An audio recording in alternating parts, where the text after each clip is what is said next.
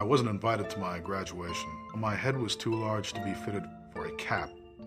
The cranial circumference was too great. Couldn't buy a motorcycle helmet either. So you have a large head. Yes.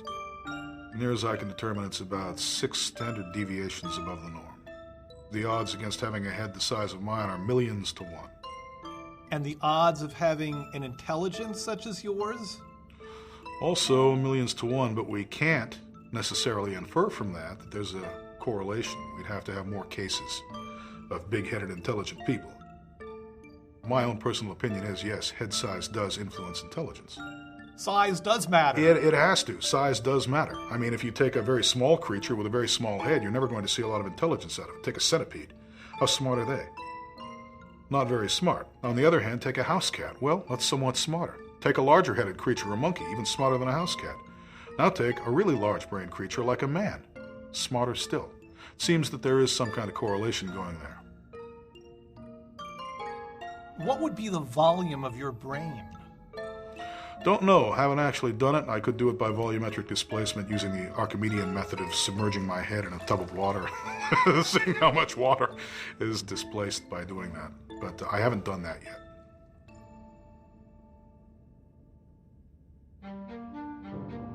I show up at Reed College, which was at the time one of the top liberal arts institutions in the country, very exclusive.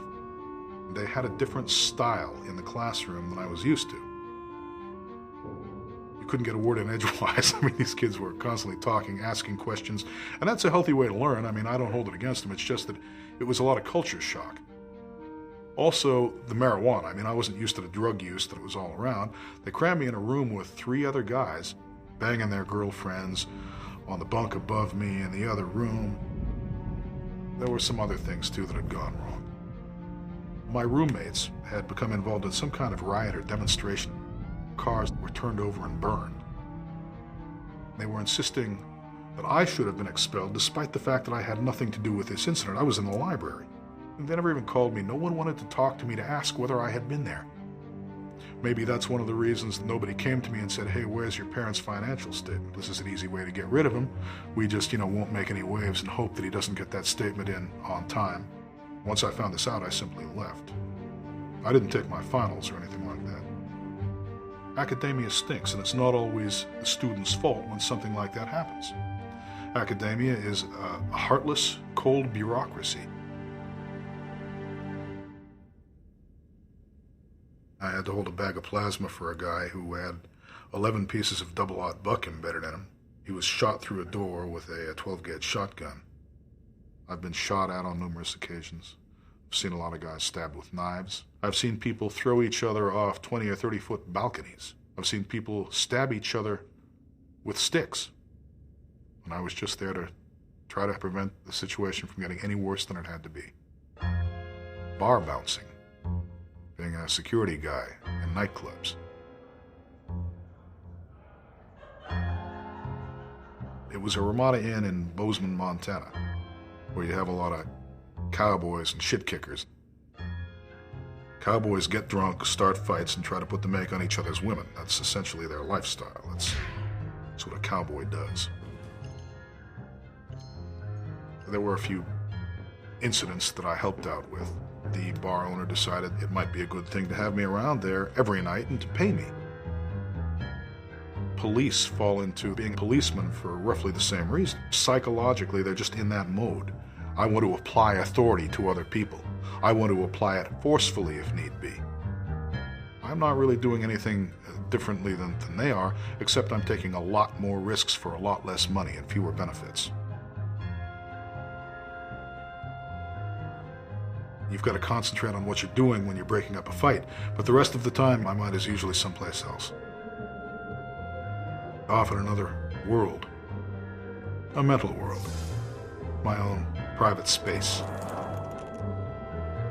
Despite the fact that very loud music is playing. I've actually had some very good ideas while I'm bouncing. I used to carry around a little pad and a pencil. One thing that I noticed was, if I had some complex stuff in memory and a bar fight happened, and I had to go indulge in some physical violence, that usually my memory was erased when I'd get done with the fight. I mean, it would be gone. Irretrievable. One time I was thinking about artificial intelligence, then that evolved into a whole new way of looking at neural networks. Suddenly this horrible fight erupted. I set the page down, and I mopped up the fight, and I came back over and my piece of paper was gone. I tried and tried and tried to find that piece of paper. Nobody could tell me where it was, and I couldn't remember what the hell I'd written on it.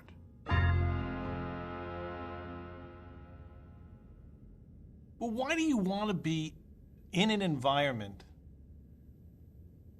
where there's violence? What makes you think that I want to be in these environments? Did I say that I wanted to be in these environments? I fell into this line of work.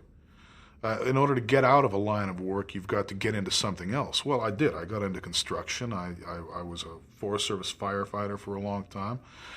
These things take a toll on you. I have a trick knee now. My lower back went on me. Do hard labor for 20 or 25 years, and it's going to take its toll.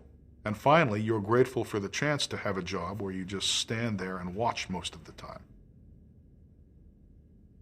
If I can ever get out of it, then I will be happy to do so. I would love it. I don't think we should live in a violent world. I think that everybody should be wonderful and kind to each other. But let's face facts, shall we? Very few people are kind to each other. It's not the kind of world we live in yet. If I have anything to say about it, it will be the kind of world we live in someday.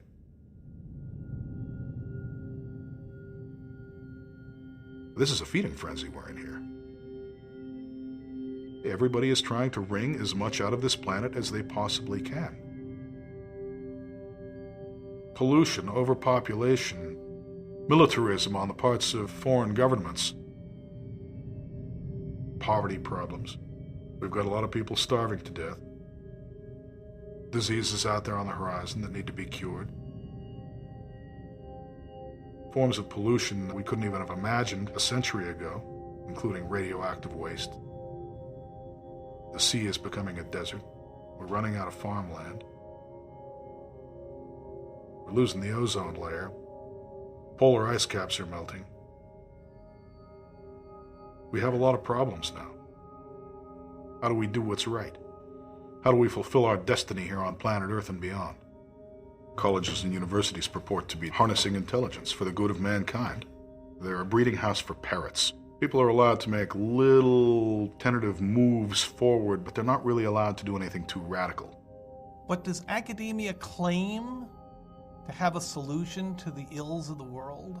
As soon as you announce that you have a little bit of money to spend, virtually every hand, and there will be a lot of hands that reach out for that money, will belong to a professional academic. They're hogging all the resources that should go to solving these problems. We need an alternative to academia. And the alternative to academia is the ultra-high IQ community. Smart people are vastly outnumbered by average people. It's the nature of the bell curve. So in any kind of democratic society, average people are going to end up calling the shots. At the very top of our economic and socio-political structure are dunces. El stupido. People who don't have a clue. When you turn a bunch of dunces loose, this is what tends to happen. Dunsical equilibrium. Mediocrity has triumphed. Everywhere you look, you see signs of mediocrity. The stupid person